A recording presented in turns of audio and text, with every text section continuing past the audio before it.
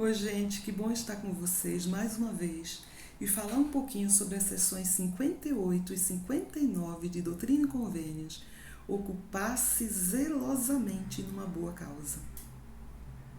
E eu espero sinceramente que tenha sido uma experiência maravilhosa para vocês estudar o Vem e Segue-me essa semana. Essas sessões são tão inspiradoras, que é impossível não sentir o coração ser tocado pelo Espírito Santo. E para que a gente possa entender melhor essa sessão 58 especificamente, vamos compreender o que estava acontecendo com os santos. Nós sabemos que o Senhor já havia determinado que eles deveriam sair de Ohio e estabelecer-se no Missouri, no condado de Jackson, e ali seria estabelecida a Sião. Então Joseph foi com a sua comitiva para ver essas terras que eles deveriam adquirir, para ver onde a Sião deveria ser estabelecida. E é muito interessante porque quando eles chegam no Missouri, eles se dão conta de que não era exatamente como eles imaginaram. Muitos daqueles que estavam acompanhando Joseph haviam pensado no local de maneira diferente e se decepcionaram. Por quê? Eles encontraram toda uma região para ser construída, uma Sião para ser edificada. O trabalho não estava pronto. Eles encontraram aí na vizinhança, nos arredores, colonos que eram pessoas bem incultas. Eles encontraram muita hostilidade, porque a região era um território também habitado por índios, era uma região que fazia fronteira e constantemente homens de todas as partes, muitas vezes fugindo da justiça, procuravam esses locais mais desérticos para poder se esconder. E nesse contexto decepcionante, a gente já pode aprender um monte de coisa. Como muitas vezes a gente faz determinada expectativa em nossa vida em relação a certas situações e de repente nos decepcionamos. Que essa expectativa não é exatamente como nós pensamos. E aí, diante dessa situação, nós temos aquele fiel bispo da igreja, Eduardo Patridge, que ele se opõe a Joseph, a muitas das ideias, a ir para se estabelecerem nessa região, e ele é contrário ao profeta. Então a gente pode imaginar a oposição que se instalava entre os santos. Aqueles que queriam ir, aqueles que não estavam dispostos a ir, e as dúvidas e incertezas que se acumulavam. Então, no primeiro domingo, depois que Joseph e a sua comitiva chegou aí no condado de Jackson, eles fizeram a sua primeira reunião espiritual. Nessa ocasião foram batizadas mais 2 pessoas na igreja e o Senhor deu a sessão 58 de Doutrina e Convênios. Então é muito interessante essa sessão, porque a gente vai ver como o Senhor, ele revela exatamente aquilo que os santos precisavam ouvir. O Senhor fala exatamente o que o contexto, o que a situação do momento exigia. Então a primeira coisa que o Senhor fala aos santos é que ele escolheu aquela terra. Aquele é o local que será estabelecido Sião. E ponto final. Uma vez que o Senhor está dizendo isso, já não tem por que continuar a discussão. É a decisão do Senhor. Ele está dizendo. E o Senhor vê aquilo que nós não conseguimos ver com os nossos olhos naturais. E aí o Senhor, nessa sessão 58, no versículo 1, ele já fala isso. Aqui será edificada Sião. E aí o Senhor fala sobre aquelas pessoas que foram infiéis, que guardarem os mandamentos na vida e na morte. Essas pessoas receberão a sua recompensa. As pessoas que suportarem bem as suas tribulações receberão a sua recompensa. O Senhor fala, que eles receberão uma recompensa no reino dos céus. Então, olha que interessante, porque ninguém quer saber de tribulação, ninguém quer saber de sofrer, não é? Mas quando nós pensamos nas tribulações como oportunidade de crescimento, oportunidade de ser refinado, oportunidade de ser fiel e herdar o reino de Deus. Então, talvez as nossas tribulações não sejam tão pesadas, se nós pensarmos que existe algo mais além como recompensa, muito maior do que nós podemos ver. O presidente Bruce R. McConaughey, ele disse que as tribulações são parte do nosso teste mortal e que essas tribulações, todos os homens, né, será exigida de todos nós. Ele lembra bem quando foi pedido a Abraão que sacrificasse o seu único filho. Ou quando Leí precisou sair com a sua família e deixar os seus bens, suas propriedades, tudo que tinha em Jerusalém e ir para um deserto árido. E que santos em todas as épocas precisaram colocar no altar do Senhor tudo o que tinham. E muitas vezes esse tudo que tinham era a sua própria vida. Então, quando nós pensamos nas tribulações, que são parte desse teste mortal, e que todos vamos passar por elas, é muito melhor passar por essas provações tendo uma perspectiva correta e entendendo que o relógio de Deus não é o nosso relógio e que Ele sabe o momento de todas as coisas. E aí ele continua: porque agora não podeis ver com os vossos olhos naturais, não podeis ver toda a glória, toda a recompensa, né? E essa promessa é esplêndida, é saber, né, que essa vida é só um pontinho em todo o infinito que existe, em toda a eternidade. E ele continua, né, para que guardeis isso no seu coração. E quando eu li isso, eu achei lindo. Gente, essas duas sessões falam muito na palavra coração, muito. E ele fala para que guardeis no seu coração. Eu lembrei de Maria, quando ela teve a visita do anjo, né, que ela seria mãe do Filho de Deus, e diz que ela guardou essas coisas no seu coração. Então, tem muitas coisas e muitas experiências que vamos passar na nossa vida que nós precisamos guardar no nosso coração. Guardar realmente num lugar especial. Então, nós não podemos fraquejar. O Senhor chamou aqueles santos para construir a Sião. Não era simplesmente vem para Sião, está tudo pronto. Não é assim que funciona. O Senhor precisa das pessoas de suas mãos. Eram as mãos daqueles santos e o coração deles que estabelecia Sião. E era também uma atitude de coração. O Senhor estava dizendo que estabelecer Sião era um privilégio e que eles seriam testemunhas dessa edificação. O Senhor fala ainda sobre uma grande ceia na casa do Senhor, que seriam convidadas todas as pessoas, todas as nações da terra. Então, que a gente possa pensar nesse momento magnífico que os santos viviam, mas a Sião, na verdade, ela continua. Ela continua sendo edificada por nós, nos nossos lares, nas nossas alas, nas nossas estacas. A Sião é também onde nós estamos coligando Israel. E o Senhor fez essa promessa desse local físico, mas a gente sabe também que a Sião também é um local espiritual. A Sião pode começar, né, além de ser aquela região determinada, estabelecida pelo Senhor, mas a gente pode começar essa Sião em qualquer lugar que nós estejamos.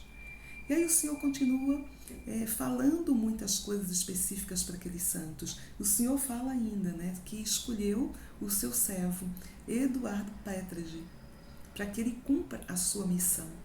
Olha só, a gente viu como o bispo Eduardo havia tido aí algumas controvérsias, né, alguns desentendimentos, porque ele não estava de acordo com Joseph, o que é natural.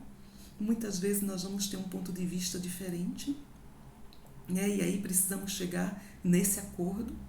E claro, o nosso ponto de vista precisa estar em harmonia, em sintonia com o Evangelho.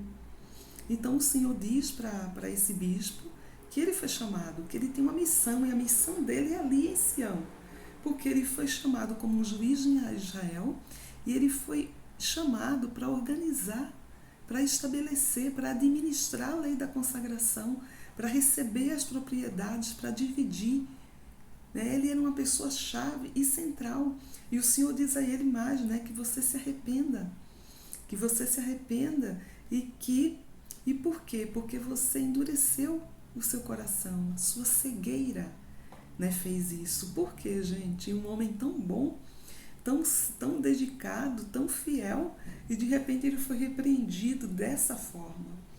Né? Por quê? Porque a cegueira dele não permitia enxergar Sião naquele lugar. Porque a cegueira dele impedia de ver mais além. Então nós sabemos que aquele bispo era realmente fiel. E foi uma pessoa realmente humilde para esse puxão de orelha aí público, né? E ele se arrependeu e ele decidiu que ali era o lugar dele, que ele ia estabelecer Sião. E o Senhor, inclusive, diz que ele deveria trazer a família dele. E aí eu fico imaginando a dificuldade dele ao pensar, né? Poxa vida, eu estou lá na comunidade de Nova York, levei toda aquela civilização, levei minha família para o Ohio, agora eu tenho que trazer para o Missouri, vamos dizer, o fim do mundo, esse retrocesso. E ele escreveu cartas para sua esposa, né? Para sua família. E a sua esposa não hesitou, pegou as suas filhas e os partiu em uma viagem árdua e dolorosa para se reunir com ele e se estabelecer em Sião. E em Sião ele ficou, e em Sião ele cumpriu sua missão na terra. E foi aí que ele também faleceu, muitos anos, né? Não tantos anos depois, que ele morreu ainda muito jovem, mas ele faleceu cumprindo bem o seu chamado e o seu dever, exercendo a sua função. Então, muitas vezes a gente vai se arrepender de coisas, né, que fizemos, que dissemos, e o Senhor está ali para nos perdoar cada vez que nos arrependemos de coração. É isso que o Senhor também nos ensina nessa sessão, né, porque o Senhor vai dizer disso, que aqueles que se arrependem, Ele não mais se lembra. Ele não mais se lembra porque Ele não vai mais se preocupar com isso. Não é o foco dele, você já se arrependeu. E aí ele continua, né? Diz, não é conveniente que em todas as coisas eu mande. Então, olha só, imagina você fazer aquilo só que você é mandado. Imagina eu só vou fazer ministração se apresenta seu socorro me cobrar. Ou a obra missionária, eu preciso que o bispo me peça para fazer a obra missionária ou para estar presente apoiando aquele batismo. Não, não é assim que funciona. Eu preciso fazer de livre e espontânea vontade, não é? E eu não preciso ser mandado. Eu posso ser diligente em fazer aquelas coisas que eu sei que eu devo fazer. Então, muitas vezes a gente vai ter que deixar a comodidade, a preguiça e achar que alguém vai estar sempre mandando o que eu tenho que fazer. Ah, não me pediu, estou de boa aqui, não faço nada. Não é assim. Não é assim que funciona. E aí o versículo 27, esse versículo particularmente é muito lindo. E o Senhor fala, né, os homens devem ocupar-se zelosamente numa boa causa e fazer muitas coisas de sua livre e espontânea vontade e realizar muita retidão. E olha, essa escritura me tocou tão profundamente. O que é uma boa causa? A Sião era uma boa causa. Eles foram chamados para estabelecer a Sião. Quando nós estamos pregando o Evangelho, é uma boa causa. Quando nós cumprimos os nossos chamados, é uma boa causa. Quando nós ajudamos o nosso próximo, nós ministramos, tem tantas boas causas que nós podemos nos empenhar. E eu lembrei particularmente de uma experiência minha, aconteceu na pandemia, e eu decidi escrever um novo livro, e eu fiquei pensando o que poderia escrever, o que poderia ser interessante. E me veio à mente que eu deveria escrever sobre refugiados, sobre um pouco da dor, dos sentimentos, do que passa um refugiado. E aí eu escolhi como modelo, a exemplo dos venezuelanos, que muitos estão como refugiados no país. E aí eu fui e escrevi um livro sobre refugiados, para que pudesse inspirar outras pessoas e tocar as pessoas de como nós precisamos acolher e tratar bem, né, todas as pessoas de todas as nações, de todos os lugares, e ajudá-las em seu sofrimento.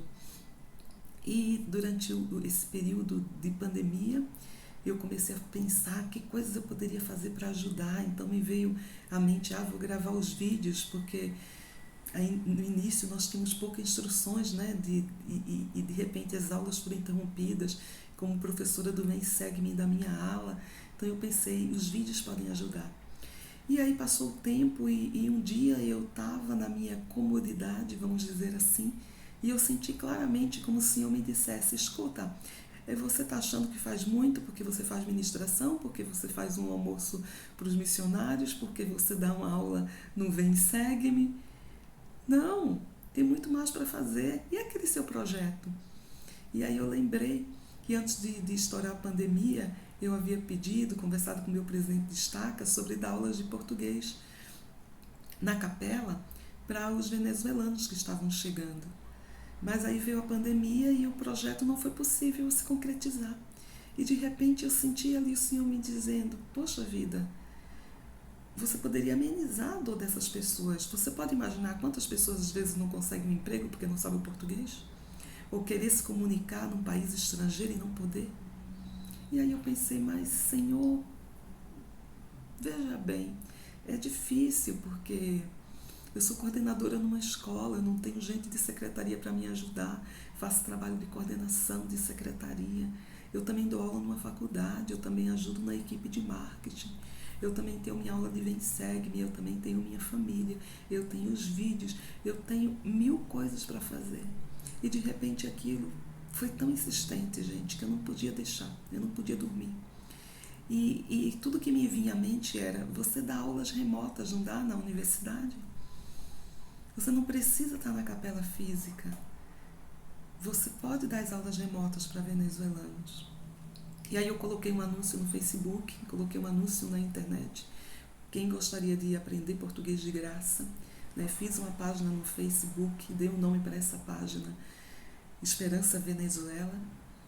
E a minha surpresa foi tanta. De repente eu tinha 300 pessoas querendo aprender português. 400, 500, 600, 700. Eu não dormia à noite, porque eu imaginava preparar uma aula, uma sala virtual, uma aula remota para 50, 60 pessoas. Mas de repente eu tinha 900 numa comunidade. E eu disse, aí Senhor, e agora, né? Eu fiz o que o Senhor me pediu. O que é que eu faço com essas pessoas? Eu não consigo. Não dá.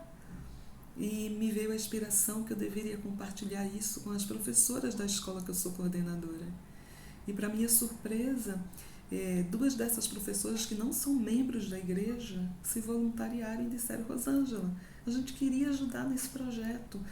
E olha só, eu precisava de um perfil muito específico, porque eu precisava de pessoas que não só falassem o português, mas que conseguissem ensinar o português. E não só isso, que de preferência soubesse o espanhol para poder se comunicar com mais facilidade, porque seriam cursos rápidos. E aí nós conseguimos montar 4 turmas, nós estamos desde o mês de março com essas turmas de venezuelanos, nós fizemos inscrições de 400 venezuelanos, temos uma fila de espera grande agora para o 2º semestre. E o Senhor me mostrou todo o tempo que eu era capaz, que eu podia e que eu precisava ocupar-me zelosamente numa boa causa. E tem sido uma experiência muito gratificante, porque aquele tempo que eu tenho destinado para preparar a aula, para dar minha aula, tem se convertido inclusive em uma bênção na minha vida. Eu encontrei nesse grupo membros da igreja, eu pude falar do Evangelho, eu tenho inclusive uma aluna do curso que está recebendo palestra, ela vive em Manaus. Então, que nós possamos pensar, tudo que o Senhor quer, que nós possamos nos ocupar em uma boa causa. Né? Que o Senhor diz que façamos muito bem de nossa livre e espontânea vontade. O Senhor nos dá a liberdade de escolha. Né? E se os homens fizerem, né, livremente, de modo algum perderão a sua recompensa. Mas o que não faz nada sem ser mandado, com um coração duvidoso, né? Olha só, e guarda com indolência. O que é indolência, gente? É a indiferença. Esse é condenado. Nós seremos condenados por nossa indiferença. Por às vezes vemos uma pessoa precisando de ajuda e não ajudarmos. Por nos sentirmos que somos ocupados demais, ou que às vezes fazemos demais e não podemos amenizar a dor. Muitas vezes nós vamos poder ajudar alguém de maneira financeira, com dinheiro. Mas nem sempre nós podemos. Outras vezes nós podemos abençoar as pessoas com o nosso tempo, com os nossos talentos. Mas algumas pessoas se acostumam somente em receber. E elas acham que não tem nada a oferecer. Então, que nós não possamos ser indiferentes. Nós temos dons, temos talentos, temos muitas coisas que o Senhor nos deu, né? E aí ele diz, quem sou eu para prometer e não cumprir? Né? E aí ele diz ainda, ó, eu mando e os homens obedecem, revogo e eles não recebem as bênçãos. Então vamos imaginar, ó, eu trouxe uma caixinha aqui de presente. Vamos imaginar que isso aqui está cheio de bênçãos que o Senhor colocou para a gente, para você. Essas bênçãos são para nós. Mas aí o Senhor nos dá um mandamento e a gente não obedece. Aí o Senhor diz assim, eu revogo. Sabe o que é revogar? É anular, é tornar sem efeito. E retiro a minha bênção. Então o que está na caixinha de bênçãos, nós nunca vamos receber, porque não fomos obedientes. E o Senhor retirou suas bênçãos. E nunca vamos saber o que o Senhor tinha preparado para nós. Então que a gente possa realmente pensar nisso. Né? Outra coisa muito interessante é que nós temos aí Martin Harris. Ele aparece aí desde aquele período que perdeu as 116 placas aí, quando ele foi extremamente repreendido. Ele aparece agora. E o Senhor diz a ele que ele deveria pegar o dinheiro dele e entregar ao bispo. E esse dinheiro serviria para comprar o terreno de Sião.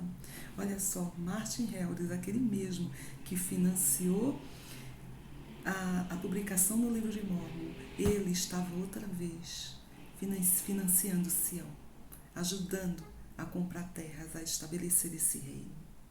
Então, novamente, a gente vai ver o William Phelps aí, aquele editor de jornal, aquele que o Senhor disse se batize, que deu um chamado para ele. Nesse momento ele também é repreendido por seu orgulho, porque ele não estava fazendo exatamente o que o Senhor pediu, mas ele estava querendo se sobressair no seu chamado. E o Senhor diz, cumpra aquilo que eu te designei. E o Senhor diz, olha, façam isso. E se vocês se arrependerem, eu esqueço tudo. Eu esqueço tudo. Então o Senhor é tão bom conosco, porque nós somos humanos, nós somos falhos. E Ele sabe disso, quantos erros vamos cometer, quantos pecados, mas Ele está disposto a nos abençoar e apagar tudo. Quando a gente chega na sessão 59, é outro bálsamo de coisas maravilhosas que a gente aprende. Por quê? Porque essa sessão a gente vê que chega os santos de Collegeville. Lembra daqueles santos que viviam aí na região de Nova York e eles foram para Ohio, né? E quando eles chegaram em Ohio, o Senhor determinou que eles deveriam ir para o Missouri. Entre eles havia um membro, né? Uma família e membro da igreja. Foram um dos primeiros conversos que acreditaram aí em Joseph, né? E a esposa estava muito doente, mas ela queria chegar a Sião, ela queria ser enterrada em Sião. Olha só, o nome dela era Polly Knight. E durante o caminho ela teve uma, vamos dizer assim, uma piora do seu estado de saúde. Mas o Senhor pôde permitir que ela visse Sião. E ela foi o primeiro santo enterrado nas terras de Sião. E Joseph disse, né, que o primeiro santo fiel havia sido enterrado em Sião, que descansava em Cristo, esperando a ressurreição. Então, essa sessão 59 foi dada. E o Senhor sabia disso. E disse assim, ó, bem-aventurado aqueles que subiram a essa terra, com os olhos fitos na glória de Deus. E aí ele diz para todos aqueles santos que estavam lá e que participaram do funeral de Polly, porque essa sessão foi dada aí nesse funeral. Os que viverem herdarão a terra, e os que morrerem descansarão dos seus labores, e suas obras segui-los-ão nas mansões de meu Pai que lhes preparei, e receberão uma coroa. Olha que lindo, né? Era o Senhor dizendo, olha, a Polly tem a coroa dela reservada. E você? Né? E você? E aí ele diz, né? Ele recorda os mandamentos, ele recorda sobre o dia do Senhor, o espírito que nós deveríamos ter de jejum, de oração, de gratidão.